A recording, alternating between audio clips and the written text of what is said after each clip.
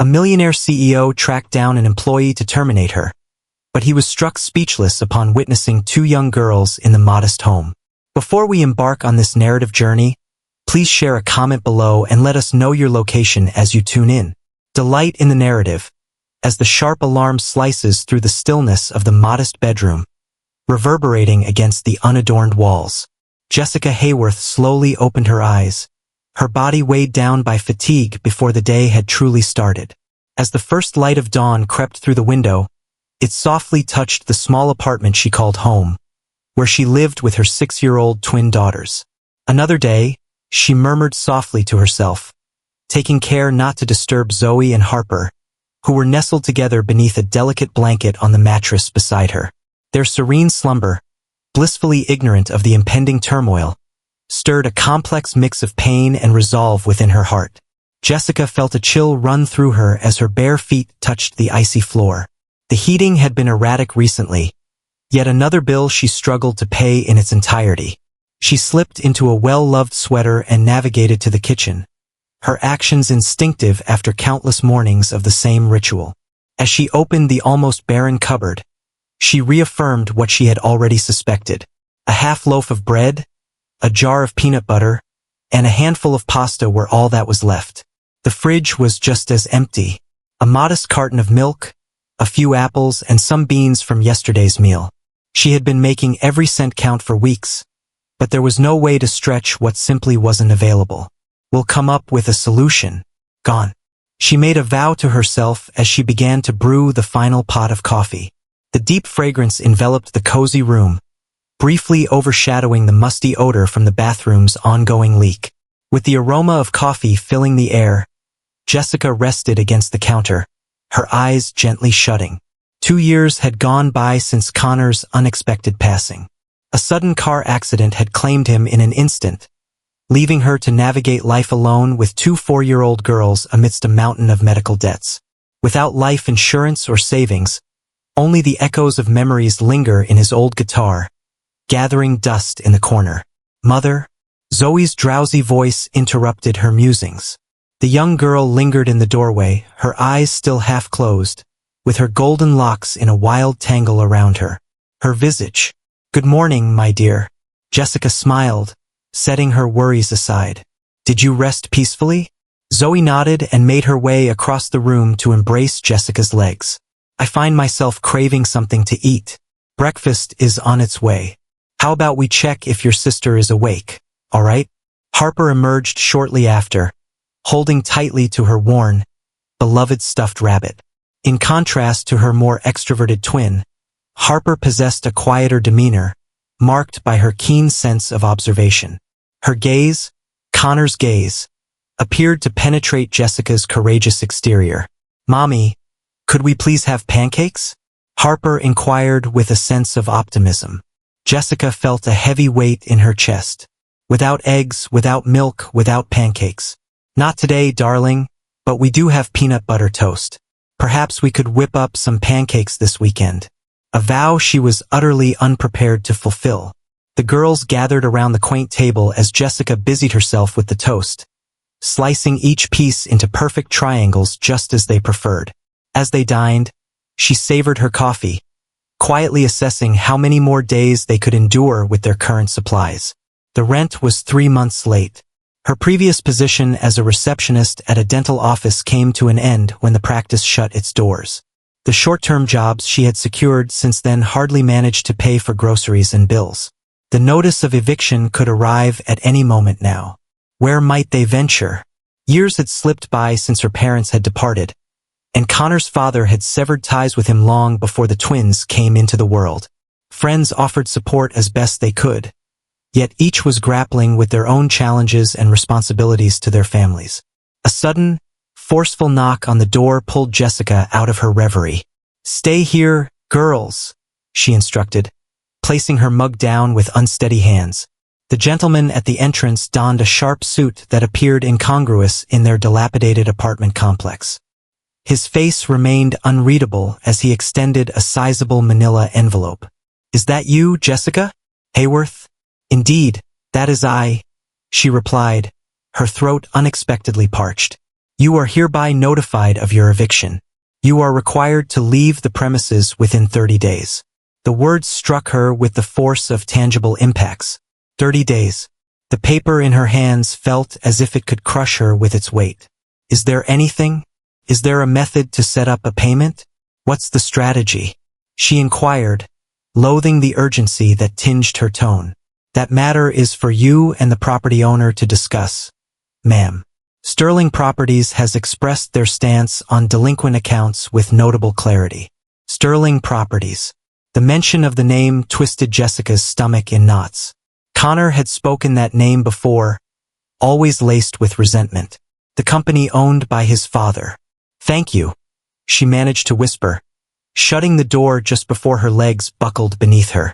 She sank down beside the door, holding the envelope tightly against her chest, gasping for air. Just 30 days to discover a new home. 30 days to gather the first and last month's rent along with a security deposit. Unthinkable. Mother?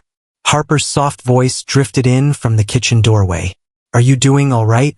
Jessica swiftly dried her tears and put on a brave face. Absolutely, darling. Everything is just perfect. Just some tedious adult documents. Yet Harper's gaze remained fixed on her face, unusually insightful for someone so young. Zoe stood quietly behind her sister, both gazing at Jessica with a pure, innocent worry that pierced her heart. Once more, from the beginning. Have we made a mistake? Zoe inquired softly. With open arms, Jessica welcomed the twins into her warm embrace.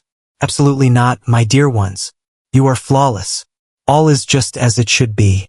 She grasped them firmly, inhaling the fragrance of their hair, their purity. I promise, she whispered. I'll come up with a solution. As the girls resumed their breakfast, Jessica's gaze lingered on the eviction notice, contemplating whether this was the promise she would ultimately fail to uphold. In a modern glass skyscraper on the other side of town, Maxwell Sterling examined financial reports, cradling his third espresso of the morning. At 65, he ruled his real estate empire with meticulous precision from his corner office, where expansive windows framed the city he had a hand in shaping. Your 9 o'clock has been canceled, Mr. Sterling, announced his assistant Rebecca, as she placed a folder on his immaculate desk. This month's eviction reports are ready for your review. Maxwell hardly lifted his gaze from the screen. Are there any peculiar situations I should? What do you know about? Just typical infractions, all in line with the guidelines, he acknowledged with a brief nod. For Maxwell, the realm of commerce was strictly transactional. If tenants were unable to meet their financial obligations, they were required to vacate the premises. Basic arithmetic. Go ahead with all of them. It is essential to uphold our standards. Rebecca paused, uncertainty flickering in her mind. In Westbrook Heights, there is a property where the tenant has twins. Children are not exempt from contracts, Maxwell stated with a chill in his voice. Once Rebecca departed, Maxwell gazed at the skyline he had a hand in shaping. His triumph stemmed from a steadfast commitment to keeping emotions at bay when making business choices. Emotion had become a luxury he had left behind. In the distant past, particularly following the painful rift with his son Connor, the recollection of their final dispute lingered in his mind like a shadow. Connor, gifted yet visionary, abandoning a bright future in business to chase his passion for music. Not everyone desires your empire, Dad, he had yelled. Maxwell had severed financial ties, convinced that his son would come back once he faced the truth. He never did. The theme, a buzzing intercom, shattered his train of thought. Mr. Sterling, I believe there's an important detail regarding one of the eviction cases that warrants your attention. Rebecca's voice carried a sense of urgency. What comes next? The resident of Westbrook Heights. Jessica Hayworth is her name, yet another name is linked to the account. Connor Sterling. Maxwell's heart froze. Is that you, Connor? His son had passed away 2 years ago. 3 years had passed since their last conversation. Fetch me everything, he commanded, his voice unexpectedly raspy. Upon Rebecca's return with the file, Maxwell's gaze fixated on the photograph of a young woman accompanied by 2 small girls. His coffee sat untouched, growing cold as the weight of the realization settled in. Connor was a parent. He was on the verge of evicting grandchildren he had never known were part of his life. Silently, Maxwell snatched his keys and stepped outside, disregarding the meeting alerts flashing on his calendar. In mere moments, his opulent sedan was racing toward Westbrook Heights, a locale he had only encountered in real estate listings, never in reality. The stark difference between his shining office tower and the crumbling apartment complex struck him on a visceral level. As he pulled up to the address, Maxwell found himself pondering the purpose of his actions. What might he express? What authority did he possess to intrude upon their existence? Yet, a memory surfaced. They bore his name, his lineage, and now they stood on the brink of losing their sanctuary due to the choices made by his enterprise. With an unusual sense of hesitation, Maxwell Sterling made his way to the door, adjusted his tie, and rapped his knuckles against the wood. Jessica glared at her phone's unresponsive screen, battling the impulse to hurl it across the room. Another rejection email from a job application, while the eviction notice looms ominously on her kitchen counter. Desperation began to creep in. "Mom, can we go outside and play?" Zoe inquired, gently pulling at Jessica's sleeve. "Not at this moment, darling. Mommy has to." A decisive knock broke through her thoughts. Jessica stood still. Is it the landlord once more? Is that a lender? She felt unprepared for yet another clash. "Stay here," she instructed the twins, running her fingers through her hair and inhaling deeply. As she swung the door open, Jessica was met with the sight of a tall, formidable figure clad in a luxurious suit. His silver hair and sharp features radiated a commanding presence, yet it was his eyes that froze her in place. Connor's gaze reflected in the features of a more mature visage. "Is it Jessica Hayworth?" His resonant voice validated her intuition. "Maxwell Sterling," she responded. "This is not a question. It is an accusation." He appeared taken aback that she remembered him. "May I enter? Is it to witness the location before we're forced to leave?" Jessica's voice dripped with bitterness, yet she moved aside. Maxwell stepped inside, his eyes scanning the humble apartment with a look that revealed nothing. Before either had the chance to utter a word, two diminutive shapes emerged in the corridor. "May I inquire about your identity?" Zoe inquired with confidence, while Harper lingered somewhat in the shadow of her sister. Maxwell gazed at the twins, his carefully maintained exterior beginning to falter, as the girls possessed Connor's eyes and his charming dimples. He began, then hesitated. "Are you the person from Mommy's photographs?" Harper inquired softly. Jessica positioned herself between them. "Ladies, could you please head to your room for a moment?" "But Mom," Zoe voiced her objections. "At this moment, I kindly ask you to proceed." Once they vanished, Jessica faced Maxwell. "What is it that you seek?" The eviction notice was unmistakably clear. Maxwell kept his gaze fixed on the entrance where the twins had once been. "They belong to Connor. Indeed, your grandchildren, the ones you were unaware of due to your decision to sever ties with your son." Her words struck true.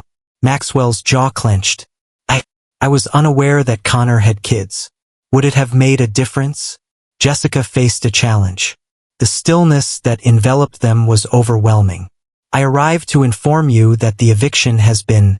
Maxwell cleared his throat, preparing to speak. "In other words, an error has occurred." Jessica let out a dry laugh. "There's no room for error. We simply cannot make the payment, as you are in the business realm. It's quite ironic that your own company is forcing out your grandchildren." Maxwell observed her with a fresh, penetrating focus. What were the circumstances surrounding Connor's death? The sudden inquiry took Jessica by surprise. Collision on the road. 2 years prior. Something flickered across his visage. Maybe a sense of loss. At last, he offered his assistance. "Your charity is not required." "It's not about charity. It's..." Maxwell grappled with articulating his thoughts. "It falls upon me to take charge." Jessica folded her arms across her chest. "Your duty ceased the moment you walked away from Connor." A faint voice echoed from the hallway. "Mother, is that our grandfather?" Both adults turned to find Harper peeking around the corner, eyes sparkling with intrigue.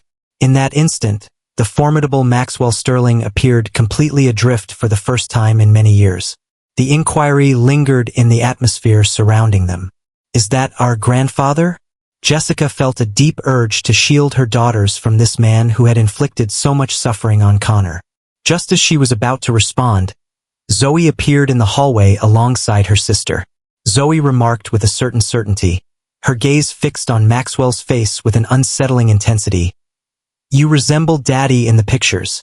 Maxwell appeared immobilized, his typical authoritative demeanor weakened by the naive remark. Jessica observed the shifting emotions that danced across his face. Surprise, awareness, and an unforeseen emotion. Openness. Girls, Jessica spoke softly. Allow me to introduce Mr. Sterling. He is... Her expression radiated pure joy. Harper lingered in the shadows, observing Maxwell with a blend of intrigue and wariness. What brings us to this moment of meeting you now? The inquiry sliced through the atmosphere with precision. Maxwell turned to Jessica, visibly caught off guard by the straightforwardness of a child's question. Maxwell cleared his throat with a deliberate pause. I reside quite a distance from here. That is not... Jessica started, then held back. This was not the moment for such a discussion. Maxwell crouched down uncomfortably, aligning himself with the twins' gaze. A move so out of character from his usual boardroom presence that Jessica found herself captivated. He spoke gently, revealing his surprise about the two of you. Your father and I, we went a long time without speaking. Harper advanced a bit. Did you engage in a disagreement? Maxwell gave a slow nod. Indeed, quite substantial. Father mentioned that it's acceptable to engage in conflict as long as you apologize afterward. Zoe conveyed the information with a serious demeanor. The clarity of the child's insight appeared to pierce through Maxwell's meticulously built barriers. For a fleeting instant, Jessica believed she caught a glimpse of glistening tears in his eyes before he swiftly blinked them away. That is quite insightful, he was able to articulate. Jessica gently rested her hands on the girl's shoulders. Why not take some time to enjoy playing with your blocks together? I require a private conversation with Mr. Sterling. As soon as the twins withdrew to their room, Jessica faced Maxwell, her arms crossed in a protective manner. Let's clarify things. No matter what actions you're contemplating or the guilt that has unexpectedly surfaced after encountering them, it doesn't change the reality of what transpired with Connor. Maxwell acknowledged this softly. Are you? For years, Connor held on, hoping for a sign that you felt remorse for what transpired. He looked through the mail each birthday, each Christmas, but found nothing. Maxwell's posture became rigid. It was Connor who chose to turn his back.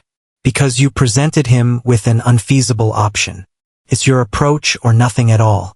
Jessica's voice edged up a notch before she reined it in, aware of the girls around her. So you decide to appear now, huh? What's the reason for that? You found out you have charming grandchildren? I arrived here because I found out that my company was evicting my son's family, Maxwell clarified. Whatever transpired between Connor and me, I was completely unaware of the twins. Had I known, the incomplete idea lingered in the air between them. What is it that you seek, Mr. Sterling? Maxwell adjusted his suit jacket, gathering his thoughts. I wish to offer my assistance. I would like to extend an offer for a position at Sterling Properties. Office tasks, Jessica's. Her expression must have revealed her astonishment. It's not charity, he clarified swiftly. Genuine effort deserves just rewards. Before Jessica had a chance to reply, Harper glanced around the corner once more, her gaze locking with Maxwell's. Will you be coming to see us again? She inquired softly. At that instant, Jessica noticed a shift in Maxwell Sterling's demeanor. It was the first real feeling she had witnessed from him. Indeed, he responded. If your mother permits it. The darkness enveloped the house as Jessica gently settled the twins into their beds. She pressed her lips gently to their foreheads, navigating their endless inquiries about the grandfather they had just learned about with thoughtful half-truths, assuring them that tomorrow would bring brighter moments. Will we have the chance to see Grandpa once more? Zoe inquired, holding her plush bear tightly. Perhaps, Jessica replied with a hint of uncertainty. Rest well, my dear ones. Once the door clicked shut behind her, she sank into the well-loved sofa, clutching Maxwell's business card tightly in her hand. The job offer echoed in her thoughts, intertwined with his farewell remarks. Consider it carefully. For their sake, her pride urged her to rip the card to shreds. Connor endured the pain of his father's rejection, crafting a life that stood in stark contrast to Maxwell's corporate realm. Accepting a position from the man who had cast aside her husband felt like an act of treachery. Yet the eviction notice resting on the counter conveyed a different story. Narrative. 30 days.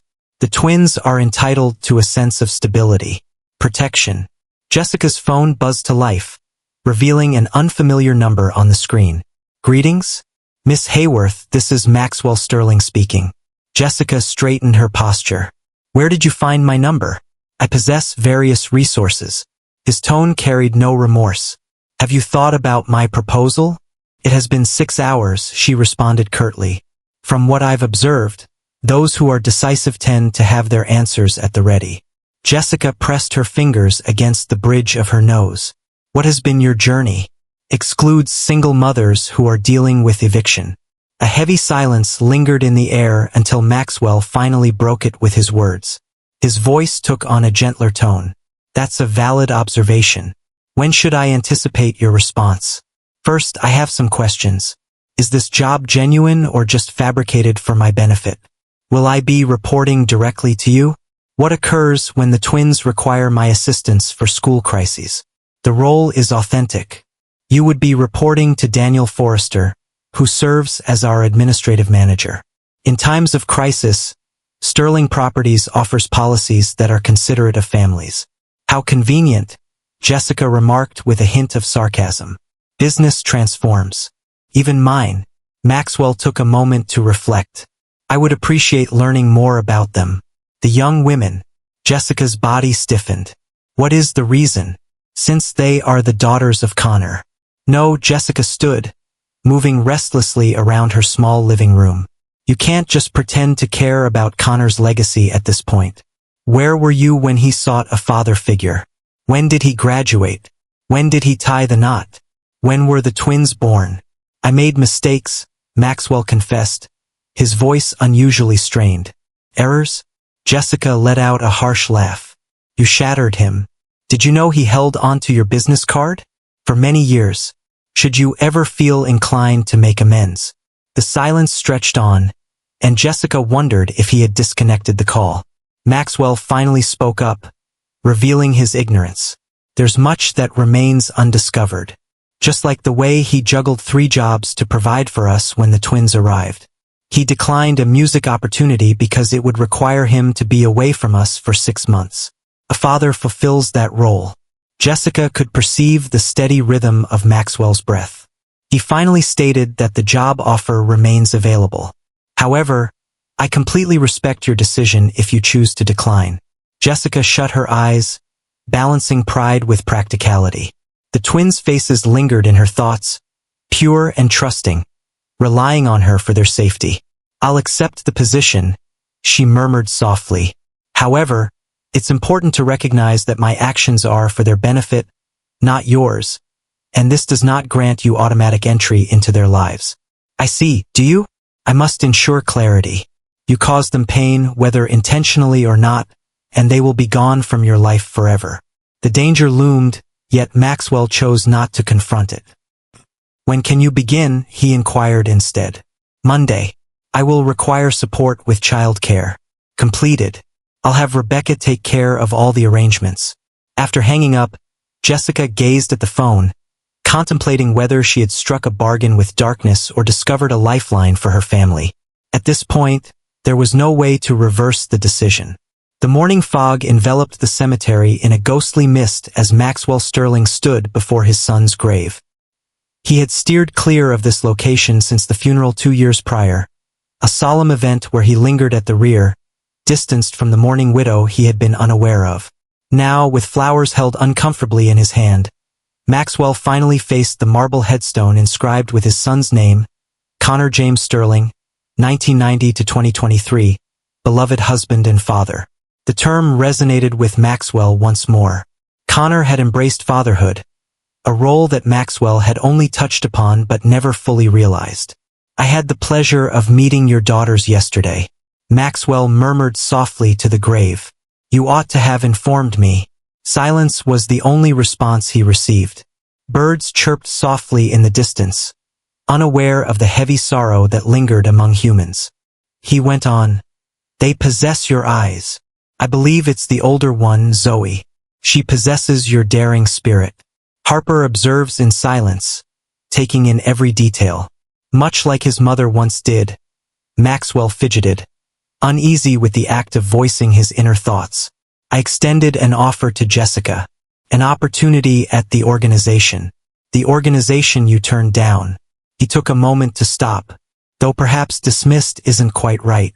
You selected an alternate route and I was unable to comprehend it. Visions of their last confrontation came flooding back. Connor, at the age of 25, embodies passion and defiance. I refuse to dedicate my life to profiting from the properties of others. Life encompasses so much more than just profit margins, Dad. Maxwell's frosty reply. Then you will proceed without my backing. Maxwell confessed to the headstone. I never called you. I was convinced you would return once the truth set in, when your aspirations in music crumbled. He set the flowers gently against the grave, his fingers lingering on the chill of the stone. Did they not succeed, Connor? Or have you discovered joy, in spite of me? His phone buzzed, Rebecca inquiring about his mysterious absence from the morning meetings. Maxwell chose to overlook it. Jessica mentioned that you have my card. Were you anticipating that I would take the initiative? Or were you demonstrating that you could thrive without my presence? The stillness of the graveyard enveloped him. This place held no answers. Maxwell admitted softly, I have no idea how to be a grandfather. I may not have been the best father, but those girls, he took a deep breath. They never requested to enter our fractured inheritance. A groundskeeper walked by, offering a respectful nod before moving on with his duties. I'm extending an offer to Jessica for a position and a place to live. She believes it's a sense of guilt or duty. Perhaps it is. Maxwell adjusted his tie with precision. However, it could very well be the final opportunity. I must ensure that I achieve accuracy in this matter. The phone buzzed with increasing urgency. At last, Maxwell responded. Mr. Sterling, Jessica Hayworth has reached out to the office. Rebecca provided her report. She inquires about specifics for Monday. Maxwell cast another glance at Connor's resting place. Inform her that I will meet with her directly to go over the arrangements. Sir, you do not manage orientation. I do now, Maxwell replied, concluding the conversation. As he strolled back to his vehicle, Maxwell sensed a change stirring inside him. Not healed, not just yet, but maybe the initial recognition that healing could be within reach. It may be too late for his son, yet there remains hope for his granddaughters. It may be too late to fulfill the role of father that Connor needed, but there might still be a chance to step into the role of grandfather that Zoe and Harper truly deserve. Monday morning dawned, bringing with it a blend of anxiety and resolve for Jessica. She dedicated her Sunday to meticulous preparation, choosing her most polished ensemble, a navy blouse paired with black pants, slightly worn yet suitable. She coordinated emergency childcare with her neighbor, Mrs. Peterson, and brushed up on essential office skills through YouTube tutorials. Must you leave, Mommy? Harper inquired while Jessica skillfully wove her hair into a braid. Indeed, my dear. Mommy has a new position that will support us in maintaining our home. Alongside Grandpa? Zoe chimed in, fully dressed and hopping on her toes. Jessica paused, uncertainty flickering in her mind. Indeed, at his company. Are we going to see him today? Harper's inquiry was softer, more hesitant. I don't know, Jessica replied truthfully, but I'll be home for dinner, and you can share everything about your day with Mrs. Peterson. Once she had left the twins with their neighbors, Jessica boarded the bus heading downtown. The Sterling Properties building loomed majestically over the business district, a striking 40-story structure of polished glass and steel. Her stomach nodded as she neared the entrance. The receptionist raised her gaze with an air of cultivated courtesy. "How can I assist you today?" "Jessica Hayworth. Today marks the beginning of my journey in administration." A spark of understanding illuminated the woman's expression. "Indeed, Ms. Hayworth. Mr. Sterling is looking forward to your arrival. 15th level. Is it Mr. Sterling himself?" Jessica had expected to go through the HR process. The ascent in the elevator seemed to stretch on endlessly. As the doors swung open, Rebecca, Maxwell's assistant with whom she had conversed over the phone, welcomed her warmly. "Please proceed this way. Mr. Sterling wished to personally introduce you to your department." Jessica trailed behind her in the expansive office space, where the curious eyes of employees flicked up to observe them. Maxwell lingered in the corner office, engaging in conversation with a bespectacled man who wore a warm smile. "Ms. Hayworth." Maxwell inclined his head with a sense of gravity. "This is Daniel Forrester, the administrative manager. You will be reporting directly to him." Daniel extended his hand, accompanied by a friendly smile. "Welcome aboard, Jessica. Rebecca filled me in on your circumstances." Jessica stiffened. "What about my circumstances?" "A mother raising her child alone. Recently entered the corporate world." Daniel made clear. "Nothing else." Maxwell took a moment to clear his throat. "Should you require assistance, Daniel will be your guide for the orientation. Rebecca is able to contact me." "I'll be just fine," Jessica responded with a calm assurance. As Maxwell prepared to depart, she remarked, "Mr. Sterling, I appreciate the opportunity. I will make the most of it." A subtle change flickered across his face. Not exactly a smile, but a gentle easing. "I understand that you likely won't." After Maxwell left, Daniel guided Jessica to a simple workstation. "Allow me to help you find your comfort. Today feels quite manageable. Only systems training and documentation." By lunchtime, Jessica's mind was a whirlpool of passwords, protocols, and procedures. The corporate realm felt like uncharted territory following years spent in reception and service roles. "How are you managing?" Daniel inquired, observing her look of being overwhelmed. "It's quite overwhelming," Jessica confessed. "It's a common experience for everyone on their first day." "You're doing well." As Jessica peeled back the paper from her modest sandwich in the break room, she caught the gaze of her colleagues, who were observing her with a hint of intrigue.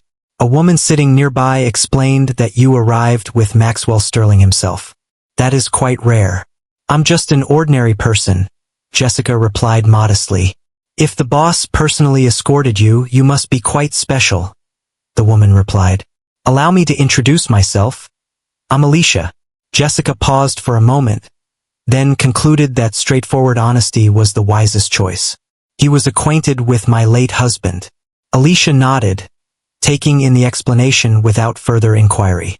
By the conclusion of the day, as Jessica gathered her belongings, her feet throbbed and her thoughts swirled with fresh insights when Daniel made his way over. "Today was a job well done. Shall we meet tomorrow?" Jessica nodded, a sense of relief washing over her. "I will remain present." To her astonishment, she spotted Maxwell standing next to a sleek black sedan. "I figured you might enjoy a lift back home. The initial day can be quite draining." Jessica hesitated, torn between her instincts and the demands of reality. "Thanks a lot." As they drove, Maxwell inquired, "How was it?" "Distinct. Demanding." Jessica observed the city unfold before her eyes. "However, I will acquire knowledge." Maxwell acknowledged with a nod, his gaze fixed on the road ahead. "Daniel mentions that you have a knack for picking things up swiftly. He possesses a gentle nature." A hush enveloped them until Maxwell broke the stillness once more. "The duo. Is that so? So what's the verdict?" Jessica examined his profile closely, looking for any signs of dishonesty, yet discovering none. She confessed that they have a keen interest in you. They've never experienced the presence of a grandfather before. A shift occurred in Maxwell's posture. A subtle alignment emerges. He responded softly, I've never been one before. It lacked both an apology and a promise. As they neared Jessica's apartment building, she saw it for what it truly was. A fresh start. The upcoming weeks melded into one another for Jessica. Every morning unfolded with the meticulous routine of ensuring 2 6-year-olds were fed, dressed, and handed over to Mrs. Peterson before boarding the 7:15 bus downtown. The Sterling Properties building, once a daunting presence, slowly transformed into a place of comfort. Daniel emerged as the supportive guide Jessica required, leading her through the intricate maze of corporate protocols with a respectful demeanor. "You're picking this up quicker than many," he said one afternoon as Jessica adeptly navigated a challenging set of property records. "Necessity serves as a compelling force," she responded with a subtle smile. Her colleagues, once intrigued by her link to Maxwell Sterling, gradually embraced her as a valued member of the team. Alicia was the only one who sometimes inquired about details during lunch breaks. "Did you come to know him through your husband?" she inquired one day. Jessica meticulously crafted her response. "My husband was acquainted with him years back. We recently found our way back to each other." That was certainly the case, albeit not entirely comprehensive. Maxwell upheld a certain level of professionalism in the workplace. Their encounters were confined to fleeting nods in the corridor or short conversations regarding her advancement. Every evening, the sleek black sedan would materialize outside the building, ready for her journey home. What began as rides steeped in uncomfortable silence slowly transformed into meaningful conversations, touching on her job performance, the twins' needs, and bus schedules. Maxwell never referred to Connor explicitly, yet his shadow loomed over every discussion. "Harper inquired about you yesterday." One evening, as they neared her apartment, Jessica stepped forward to offer her help. Maxwell's grip on the steering wheel subtly intensified. What was her inquiry? "Do you enjoy music the way her father did?" The vehicle decelerated a bit. "What did you say to her?" Unbeknownst to me, Jessica cast a look at his profile. "Are you a fan of music?" Maxwell fell silent for a brief moment. Connor inherited that from his mother. "I have always been unmoved." "He would perform for the girls long before they came into existence," Jessica remarked, unexpectedly revealing the memory. "They claim to have danced in my belly as he strummed the guitar." Maxwell cleared his throat, preparing to speak. "It appears they are adapting nicely to your new schedule." The shift in topic was clear, yet Jessica permitted it. "Primarily, yesterday's events spiraled out of control when I overlooked the bedtime stories. Mrs. Peterson possesses a gentle nature, yet she is not a reflection of who I am." Maxwell proposed that a more fitting arrangement might be possible. A caregiver possessing the necessary credentials. "We're handling it," Jessica stated with conviction. "I appreciate your help, but I only require assistance related to the work." Maxwell's brow furrowed ever so slightly. "It is not an act of charity to guarantee that your children, my grandchildren, receive the care they deserve. They're getting the care they need." Jessica's tone grew firm. "I have been navigating this journey by myself since Connor passed away. For quite some time now, an unspoken tension lingered in the air. Connor found himself in solitude due to Maxwell's actions. As they arrived at her building, Maxwell remarked, "There's another matter we should discuss. The agreement for your rental property." Jessica felt a surge of tension. "We are facing eviction in 3 weeks. I've been assessing your housing situation," Maxwell continued, his professional demeanor resurfacing. "This structure is not suitable. The level of security is insufficient. The upkeep is inadequate. It's all we can manage," Jessica responded with a hint of defensiveness. "I own a property in Ridgewood Heights, a 2-bedroom apartment situated in a secure building, located within a desirable school district. It is presently unoccupied." Jessica fixed her gaze on him. "Ridgewood Heights? Simply beyond my means. The rent would align with your salary," Maxwell interjected. "A professional agreement, not an act of goodwill." "What is the reason behind this action?" Jessica inquired straightforwardly. For a moment Maxwell appeared taken aback. He averted his gaze before responding. "They truly deserve more. And so do you indeed." Before Jessica had a chance to reply, Maxwell pressed on. Consider it carefully. Take your time to make a decision. As Jessica stepped out of the car, she glanced back. The girls are set to deliver a school presentation on Friday morning. They have dedicated weeks to their practice. She paused, uncertainty flickering in her eyes. They would likely appreciate your presence. A fleeting expression crossed Maxwell's face.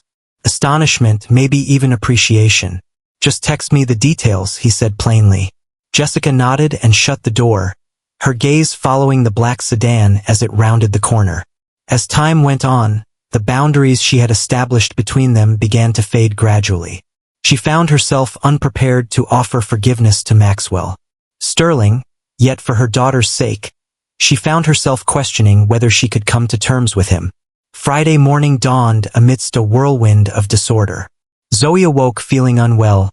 Harper accidentally drenched her presentation attire with juice, and Jessica's alarm clock betrayed her by not ringing at all. As they hurried into the elementary school auditorium, Jessica felt her nerves stretched to their limit. We can't be late, can we? She murmured to Mrs. Peterson, who had graciously offered them a ride. At the perfect moment, the elderly woman offered her reassurance. The little ones take their turn at the end. Jessica surveyed the bustling room, a wave of disappointment washing over her as she realized Maxwell was nowhere in sight. She couldn't have truly anticipated his arrival, could she? Jessica, startled. She flinched at the sound of the deep voice that emerged from behind her. Maxwell stood there, feeling distinctly out of sync with the relaxed parents surrounding him in their casual attire, his tailored suit setting him apart. In one hand, he cradled a delicate bouquet of daisies. You came, Jessica said, her surprise evident. You extended an invitation to me. His tone implied it was that straightforward.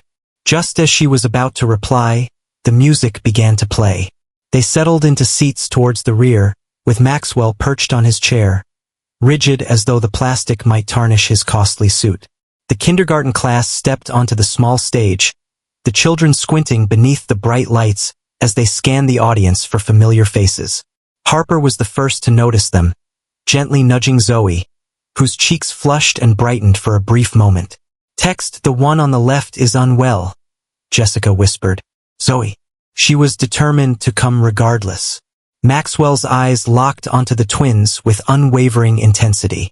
They possess a tenacity reminiscent of Connor. It was the first time he had brought up his son on his own, and Jessica sensed the gravity of the occasion.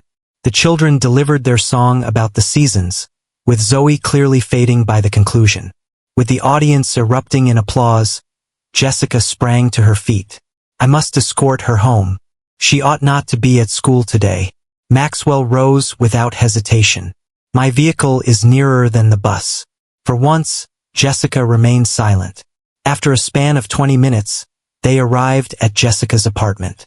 Zoe nestled into the sofa, the soft sounds of a children's show playing gently in the background. Maxwell lingered uncomfortably in the cramped living room as Jessica led Harper away to change outfits. Will you remain with us, Grandpa?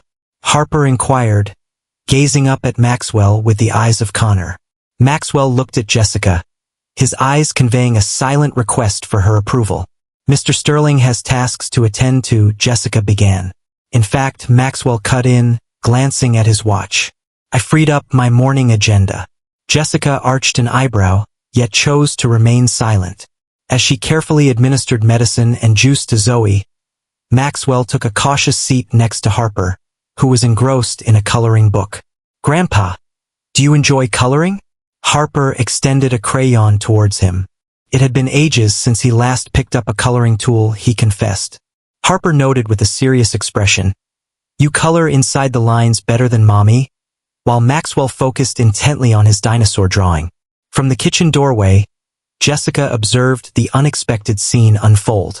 The formidable Maxwell Sterling, a force to be reckoned with in the realm of real estate, focused intently on her coloring as her daughter engaged in lively conversation. His focus held a certain fragility, as if it were a delicate thread binding him to the task at hand. As the phone chimed, Jessica made her way to the kitchen to pick it up. Daniel's voice carried a note of worry. Jessica, is everything all right?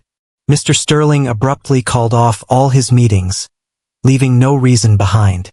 Zoe's unwell. He took us home after the school presentation. A moment of stillness. Understood. Should I also rearrange his afternoon appointments? Jessica peered into the living room, where Maxwell was engrossed in reading a story to the twins. Zoe had moved to the couch next to him. Allow me to inquire with him, she stated. Yet, as she drew near, the sight that unfolded before her caused her to pause. Harper was showcasing the art of creating distinct voices for various characters. Zoe, even with her fever, couldn't help but chuckle at Maxwell's clumsy efforts. And Maxwell, his typical stern demeanor had transformed into something Jessica had never witnessed before. I'll have him call you back, Jessica said to Daniel, concluding the conversation. She was starting to understand that some obstacles were possibly intended to be dismantled, after all. Jessica lingered in the vacant apartment, rays of sunlight pouring through the pristine windows. The area was unassuming by any typical measure. 2 bedrooms, a spacious combined living and dining area, and a kitchen featuring ample counter space. Yet, in contrast to their present dwelling, it seemed grandiose. This fits perfectly within my budget, she inquired, adjusting her fingers glide over the sleek surface of the kitchen counter. Maxwell acknowledged, positioned by the entrance with his hands interlaced behind him. The rent will align with your income.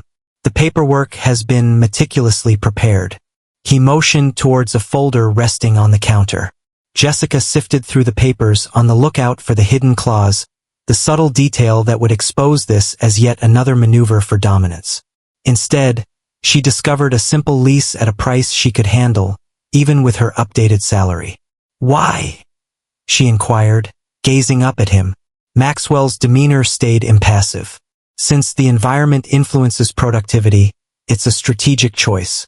Is that truly everything there is? For a brief instant, a glimmer appeared in his eyes, a hint of unease at being confronted, perhaps. Jessica closed the folder, feeling that the twins deserved more than that apartment building. What happens if I miss a payment? Would you remove us as effectively as your organization attempted previously? Maxwell locked eyes with her. You'll stay on top of your payments. The response may have been lacking, yet the assurance in his tone, rooted not in corporate guidelines but in his belief in her, took Jessica by surprise. Just as she was about to reply, her phone buzzed with a message from Mrs. Peterson. Young women inquiring about your return time. Zoe is on the mend. I should go, Jessica said, tucking the folder into her bag. I will take a look at this later this evening.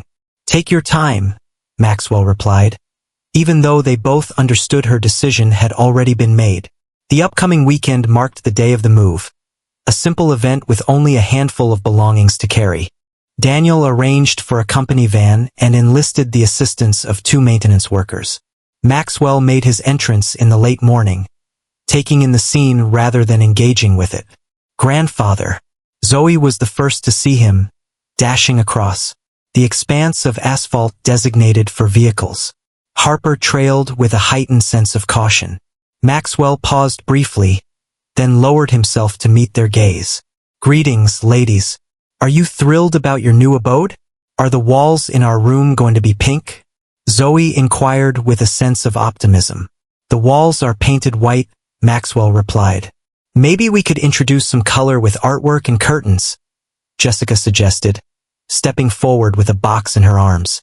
Mr. Sterling does not bear the responsibility for the decoration. Maxwell cleared his throat and said, I took the liberty of having some basic furnishings delivered. The girls' room features beds. He paused, uncertainty flickering in his eyes. Additionally, there could be a few embellishments present. Jessica lifted an eyebrow. Ornamental pieces? He quickly reassured her that it was nothing excessive. Upon reaching the new apartment, Jessica found that Maxwell's interpretation of basic furnishings encompassed full bedroom sets for the twins, a sofa, a dining table, kitchen necessities, and a desk for her work. In the twins' room, one wall was graced with butterfly decals, while another was embellished with stars and moons. Maxwell, Jessica started, caught in a mix of gratitude and irritation. "It's not charity," he interjected, cutting her off before she could elaborate. "Think of it as a prelude to upcoming performance rewards." The twins' joyful squeals upon discovering their new space rendered any argument unthinkable. Harper glided her fingers across the plush purple comforter on her bed, while Zoe playfully bounced on hers, testing its springiness. Harper marveled at the thought of our own beds. "Stop sharing altogether." Jessica experienced a tightness in her throat. Their enthusiasm for something so simple, something that most children overlooked, underscored the extent of what they had been deprived of. Maxwell lingered in the doorway, observing their responses with an inscrutable expression that left Jessica puzzled. As Harper dashed over to embrace his legs, he paused for a brief moment, then clumsily patted her head. "Thank you, Grandpa," Harper expressed with a serious tone. "Absolutely." Maxwell straightened his tie with a careful precision. "A proper bed is essential for every child." As the twins drifted off to sleep in their new rooms, Jessica found herself on the balcony, surrounded by paperwork, the warm evening air wrapping around her. The lease, employment contract, and various forms wove together a narrative of her deepening bond with Maxwell Sterling. 6 weeks prior, he was merely a name, Connor's distant father, a figure of corporate malice. Now he held the position of their landlord, her superior in a roundabout way, and the grandfather to whom her daughters were swiftly becoming fond. With a steady hand, Jessica signed the final document, her pen pausing for just a moment. No matter what drove Maxwell, be it guilt, obligation, or something deeper, she could no longer ignore the fact that her daughters' lives improved with him around. For their sake, she was coming to terms with the paradox of the man himself. 3 months into her role at Sterling Properties, Jessica discovered she was working late to finish a property management report. The office had cleared out hours earlier, with only the cleaning crew and a handful of committed employees remaining. Across the expanse of the floor, "Are you still around?" Daniel's voice interrupted her focus. Jessica glanced up from her computer, taken aback to find her supervisor by her desk, already dressed in his coat. "As I wrap up the Westside portfolio analysis, I've observed some inconsistencies in the occupancy statistics." Daniel bent closer to scrutinize her work, his eyebrows arching in surprise as he navigated through her spreadsheet. "Did you notice this trend in all the properties?" Jessica pointed out that it was peculiar for vacancy rates to surge simultaneously in various neighborhoods. "I compared the information with the maintenance requests. It appears that plumbing problems were noted in all of them prior to the arrival of tenants departing." "This is truly remarkable, Jessica," Daniel remarked, his surprise evident. "Most newcomers wouldn't pay attention to something like this, let alone look into it." She shrugged, feeling uneasy about the compliments. "I just considered it from a tenant's perspective. Viewpoint. When our previous apartment faced plumbing issues, all the residents in the building voiced their grievances. That's precisely the viewpoint we require," Daniel beamed. "Your ability in this area is truly remarkable, isn't it?" Jessica preserved her work, concealing the impact his words had on her. For years, she had seen herself as merely enduring, a widow battling to support her children. The notion that she could truly excel at something, that her worth extended beyond mere financial compensation, was both unfamiliar and thrilling. "I need to head back to the girls," she remarked, collecting her belongings. Maxwell departed. An hour ago, Daniel brought it up.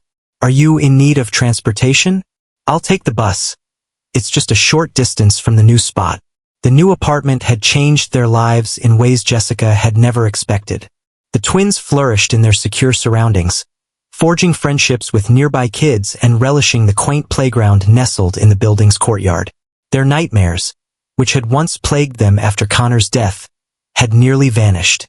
Jessica came home to discover Mrs. Peterson engrossed in a story with the girls in their bedroom. The older woman stated that they have been nothing short of angels. They completed all their homework before enjoying some TV time. Once Mrs. Peterson departed, Jessica gently settled the twins into their beds, a delightful change with their own spaces, and absorbed their animated conversations about the day's adventures. Tommy from 4B demonstrated the art of crafting paper airplanes, as he proclaimed. And I sent mine soaring all the way across the playground, Harper added. That's wonderful, Jessica beamed, pressing gentle kisses to their foreheads. Wishing you all the sweetest dreams, my dear ones. As she got ready for bed, Jessica's phone buzzed with a message from an unfamiliar number. Daniel brought up your insights regarding the Westside properties. Could you share your insights at the management meeting scheduled for tomorrow? Ms. Jessica gazed intently at the message. Maxwell had never reached out to her directly before, and speaking at a management meeting was far beyond her current role. After a brief pause, she answered with a straightforward yes. The following morning, Jessica showed up early to get ready, her nerves escalating as executives started to enter the conference room. Maxwell was the last to arrive, offering a quick nod in her direction before settling into the seat at the head of the table. Before we dive into the usual matters, he declared, Jessica Hayworth has uncovered a recurring issue impacting several properties that deserves our focus. All gazes fixated on her, and for a fleeting instant, Jessica experienced a sense of immobilization. Then she recalled the numerous occasions when she had confronted even greater obstacles, bringing twins into the world, enduring the loss of Connor, and confronting eviction. This was merely a gathering. As she spoke, her voice gained strength, reflecting her growing confidence in presenting her findings. The executives paid close attention, posing insightful questions that she responded to with increasing confidence. As she concluded, Maxwell offered a barely noticeable nod. Thank you, Ms. Hayworth. Daniel, please liaise with maintenance to resolve these issues without delay. It wasn't enthusiastic acclaim, but from Maxwell Sterling, it could have been interpreted as a resounding applause. As the meeting came to a close, Jessica collected her materials, taken aback when Maxwell walked over to her directly. Well done, he remarked succinctly. Your intuition for this field is remarkable. The words, spoken by him, held an unforeseen significance. Jessica came to the profound understanding that, for the first time since Connor's passing, she was no longer merely existing. She was starting to flourish.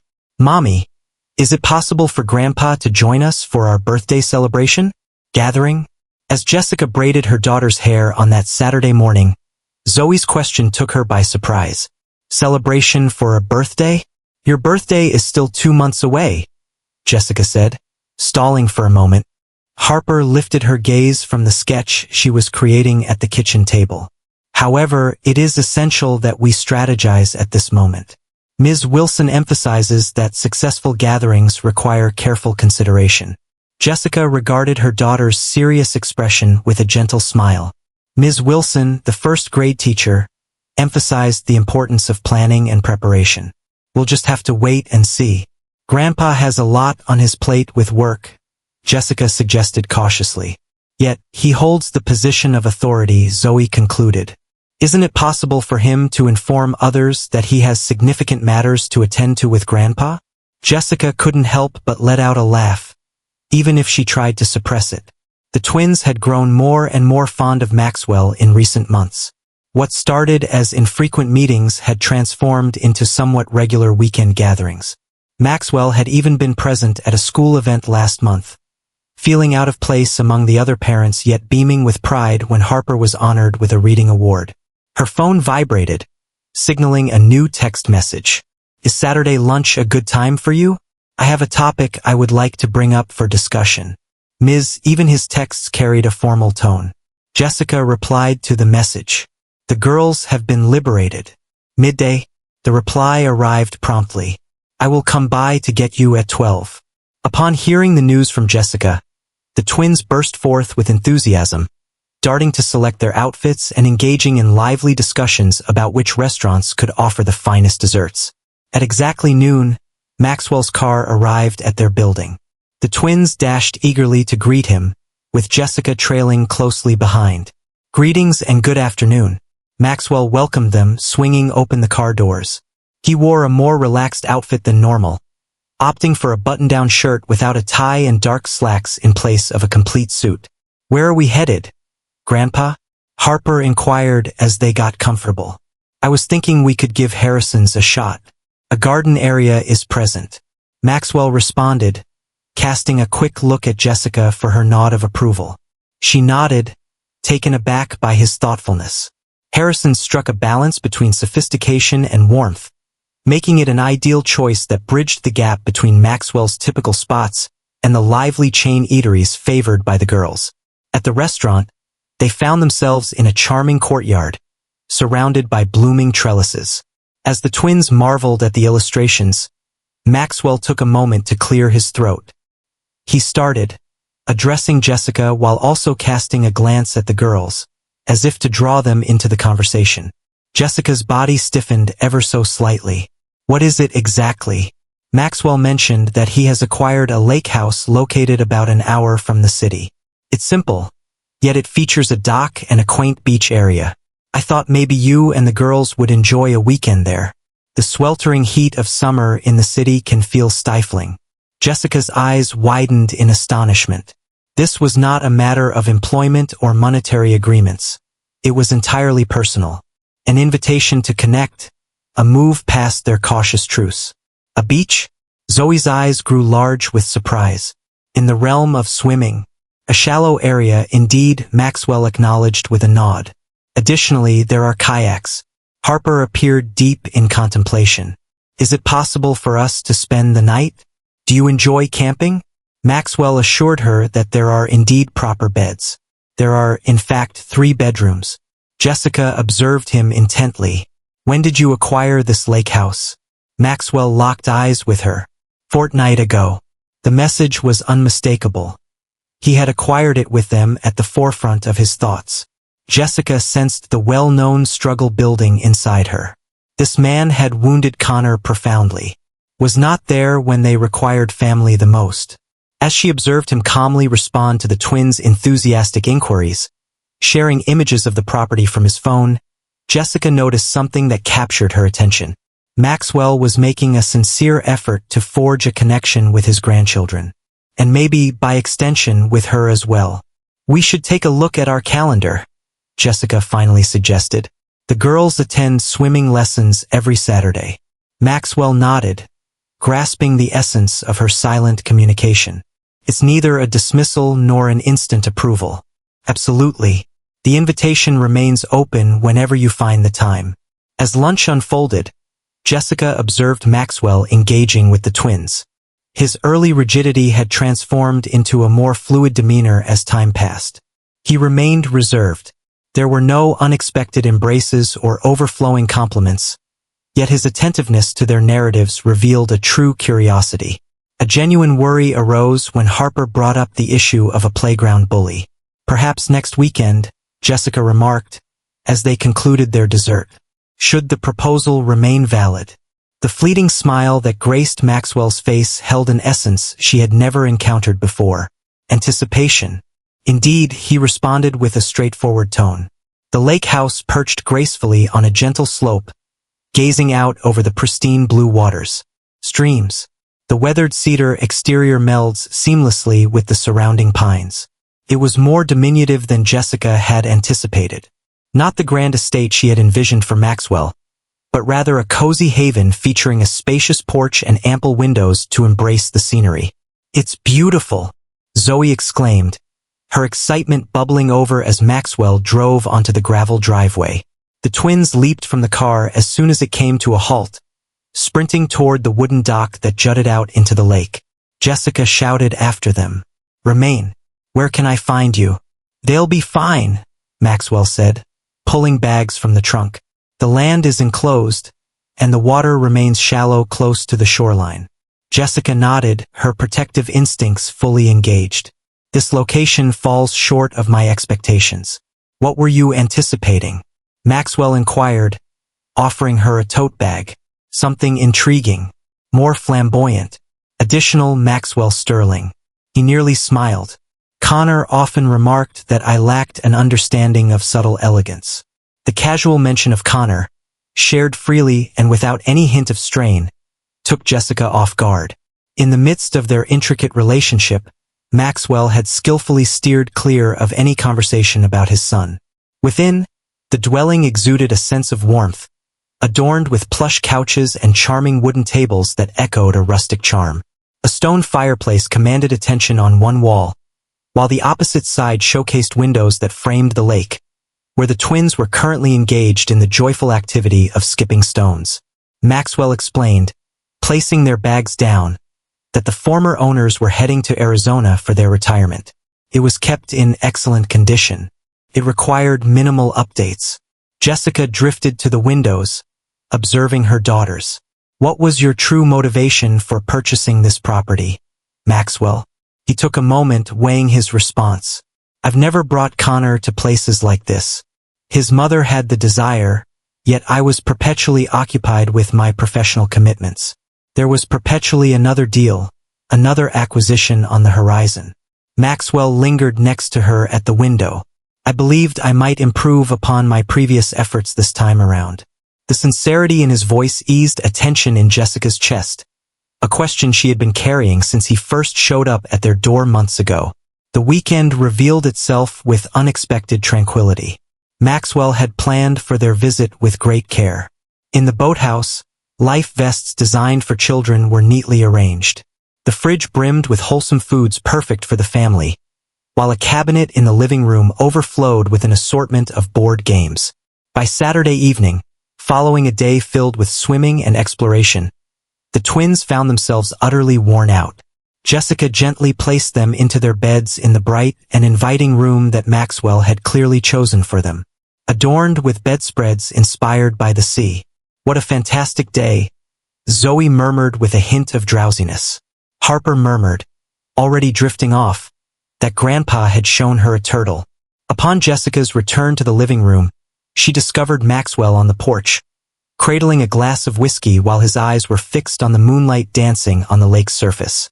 She approached him, graciously accepting the glass of wine he extended from a nearby table. They are content, she remarked plainly. Maxwell gave a slight nod. These children are truly extraordinary. Jessica spoke softly. Connor would have adored this place. He often expressed his dreams of guiding the girls in the art of fishing one day. Maxwell's grip on his hand grew firmer, transparent and delicate. He went fishing with my father on one occasion. Once, before my father left this world, he was 10 years old. Spoke endlessly about the experience, yet came away with nothing. Jessica examined his profile under the soft glow of the porch light. Do you never mention him? Indeed, Maxwell concurred. Following a lengthy silence, he continued. It's quite challenging. Is it because you feel remorse about how everything concluded? Due to my mistake. The confession appeared to cause him genuine distress. Connor forged his own journey.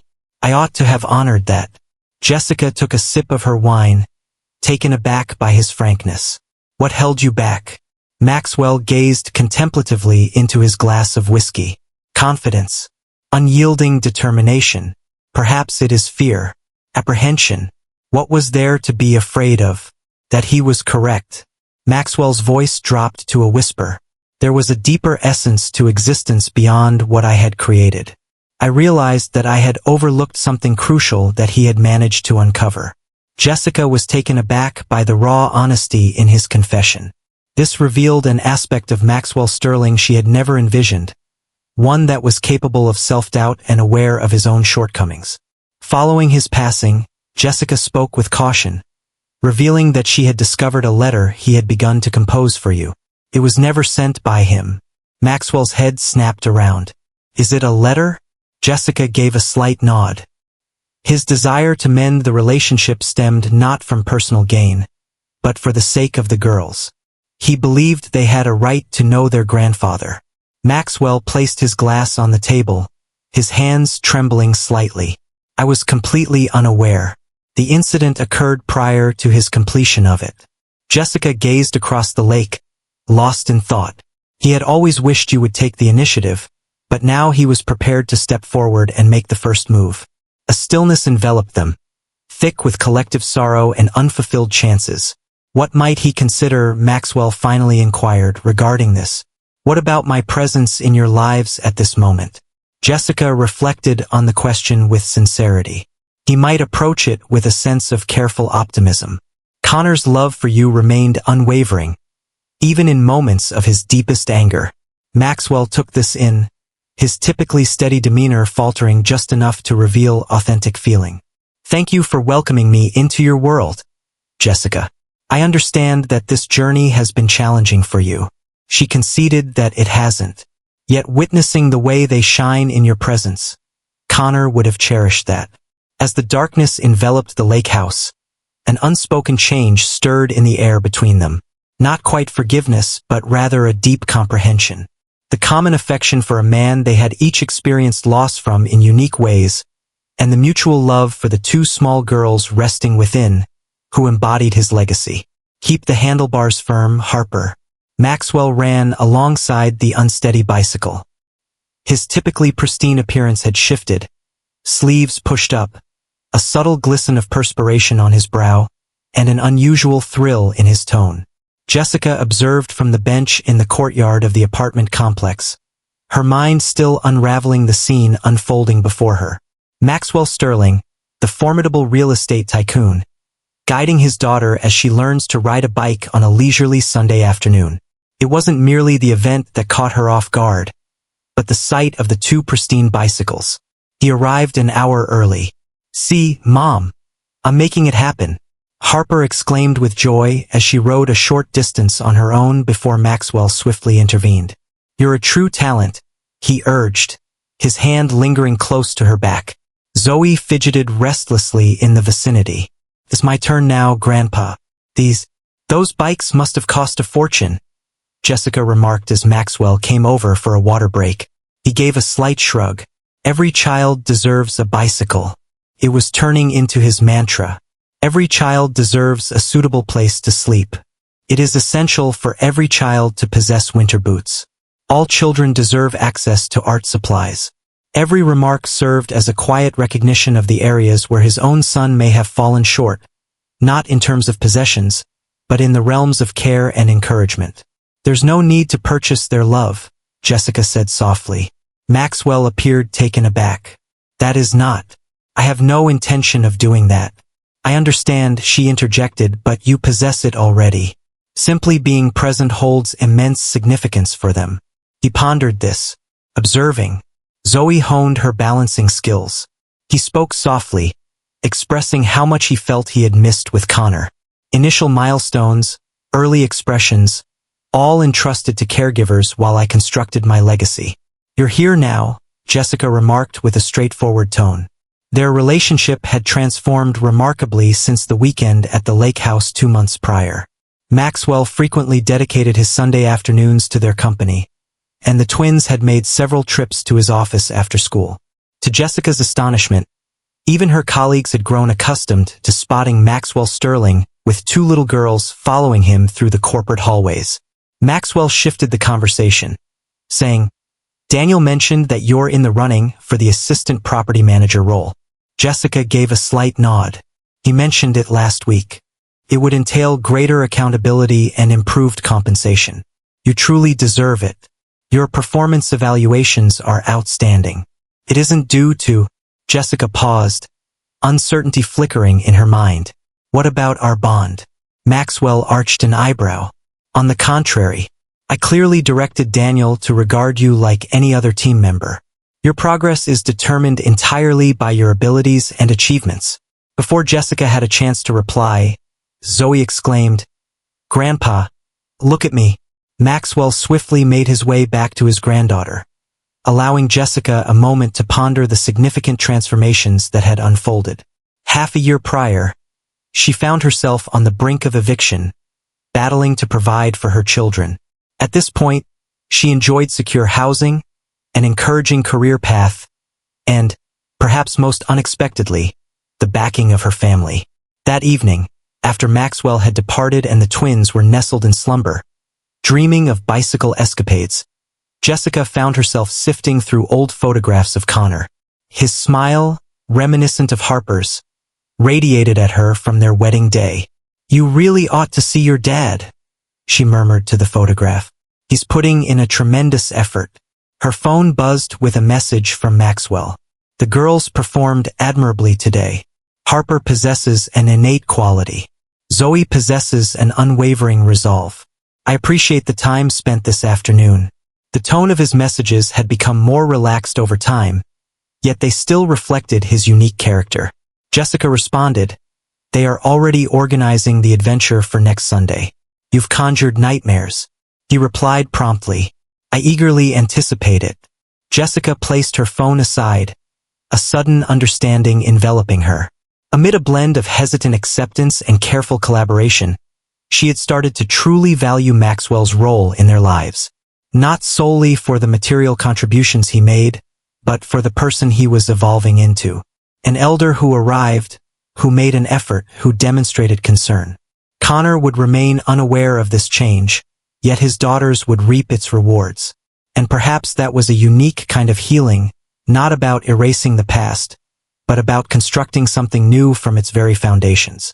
A year to the day after the eviction notice altered their lives, Jessica found herself in the kitchen of their apartment, adding the final touches to a birthday cake. The twins were on the brink of turning 7 tomorrow, and their anticipation had been mounting for weeks. "Do you believe Grandpa will enjoy our party?" Harper inquired, meticulously positioning the plastic forks on the table. "I have no doubt he will." Jessica provided her with reassurance, however. She still found it entertaining to picture Maxwell Sterling amidst a chorus of squealing second graders. Maxwell had woven himself into the fabric of their lives, steadfast, dependable, and growing ever more at ease in his role as a grandfather. The shift from ruthless executive to devoted family man was still a work in progress. He continued to uphold his professional demeanor at the office, yet the barriers separating those realms had significantly diminished. The doorbell chimed, prompting Zoe to dash toward it eagerly. "Grandpa has arrived." Maxwell stepped inside, cradling a sizable wrapped box alongside a smaller parcel. "Happy early birthday," he exclaimed, as the twins danced around him with glee. "What have you brought for us?" Zoe inquired, her gaze fixed on the gifts. "Patience is key. The answer will reveal itself tomorrow." Maxwell responded, placing them aside. Jessica observed a subtle shift in him today, an anxious vibe lurking beneath his typical calm demeanor. "Is everything all right?" she inquired softly as the girls resumed their decorating. "Indeed, just that." He cleared his throat, preparing to speak. "I would like to have a conversation with you prior to the celebrations tomorrow." They ventured onto the petite balcony, leaving the door slightly open to catch the sounds within. The pair of twins. "What thoughts are swirling in your head?" Jessica inquired. Maxwell surveyed the sprawling city skyline. "I've been reflecting on Connor quite a bit recently. He placed great importance on birthdays." She recalled Connor's infectious excitement for festivities, and Jessica couldn't help but agree. "For every little event, I have something special for the girls." Maxwell's voice softened. "I'm unsure if it's suitable." Jessica had never witnessed him pursue validation in such a manner. "What is it exactly?" "The guitar belonging to Connor. I discovered it tucked away with some items in storage. I had it brought back to its former glory." Jessica sensed her breath hitch. Maxwell nodded, confirming what lay within the large box. "I considered that they may have an interest in learning. Connor would have imparted his knowledge to them."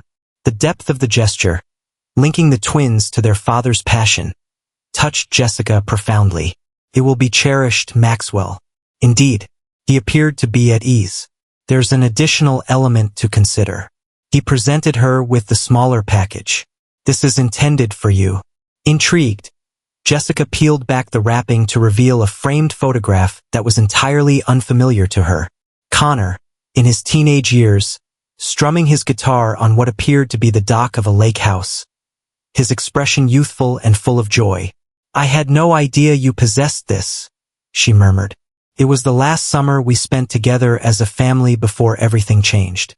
Maxwell left the sentence hanging, the unspoken words lingering in the air. "Before the disputes, before the distance." "Thank you," Jessica said quietly, moved by the offering and its significance. Maxwell nodded and then said, "I've set up trust funds for the girls' education. Nothing overly lavish but sufficient to provide them with choices when the time arrives." A year ago, Jessica would have turned down such help. At that moment, she grasped the truth of it, realizing it was neither control nor obligation, but rather a profound expression of love. Connor would feel thankful, she mentioned, and I share that sentiment. Inside, the air was filled with the joyful sounds of laughter as the twins darted around the living room, playfully pursuing one another. The sound elicited a subtle smile from Maxwell, a sincere expression that had grown less uncommon over the months. He confessed softly, I never envisioned this, a renewed opportunity for connection. Jessica brushed her fingers against his arm gently. At times, the most profound treasures in life emerge from our most significant struggles. Upon re-entering the room with the twins, Jessica observed as Maxwell knelt to assist Harper with a notably difficult balloon. In that moment, she understood they had all returned to where it began, from strangers united by grief to a family intertwined by affection. The individual who was once just Connor's distant father, then an uninvited presence, had transformed into something unforeseen, a source of strength, a reliable companion, a cherished grandfather. Every journey has its own unique starting point, often found in the midst of an ending. Their journey began with an eviction notice and a clash. Yet, the journey it took them on, toward healing, connection, and a sense of belonging, was something none could have anticipated on that desperate morning a year prior. As Maxwell assisted Zoe in draping streamers from the ceiling, his costly suit set aside amidst the familial frenzy, Jessica felt certain that Connor was watching over them with a smile.